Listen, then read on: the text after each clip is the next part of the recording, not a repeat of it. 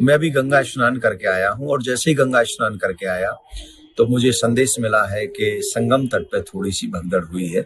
मैं आप सबसे निवेदन करूंगा कि इस समय प्रयागराज में कुंभ में बहुत बड़ा जन सैलाब है। दूसरी बात ये निवेदन करूंगा कि मैं स्वयं गंगा में स्नान किया हूं, ना कि संगम पे गया हूं। संगम पे इसलिए नहीं गया हूं क्योंकि इस समय वहां संख्या बहुत है और मैं अगर गंगा के तट पे स्नान कर रहा हूं तो मुझे वही फल मिल रहा है जो संगम में स्नान करने का फल मिल रहा है। आपसे भी मेरा निवेदन है कि आप पहली बात तो अफवाहों पे ध्यान न दें, प्रशासन अपनी काम में लगा हुआ है।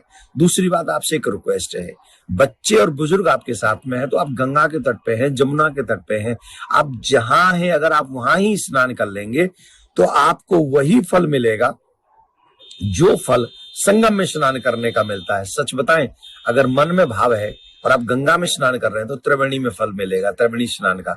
और अगर आप मन में भाव नहीं है और फिर भी आप वहां जाके स्नान करेंगे तो भी वो लाभ कम मिलेगा।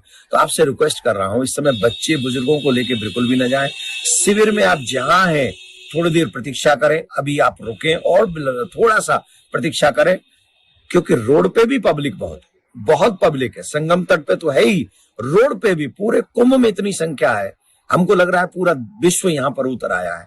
तो आप सबसे हमारा निवेदन कि आपकी सावधानी इस कुंभ की, उस मेले की महत्व को और शोभा को बढ़ा देगी। तो वी केयरफुल। आप सब अपने परिवार के लिए प्रिय हैं, हमारे लिए प्रिय हैं। यहाँ एक एक सनातनी हमारे प्राण से ज्यादा प्रिय है। आप हमारे लिए बहुत प्रिय हैं। जितना आप अपने परिवार के लिए प्रिय हैं उतना ही आप मुझे प्रिय हैं। एवरी सनातनी मुझे बहुत प्रिय है।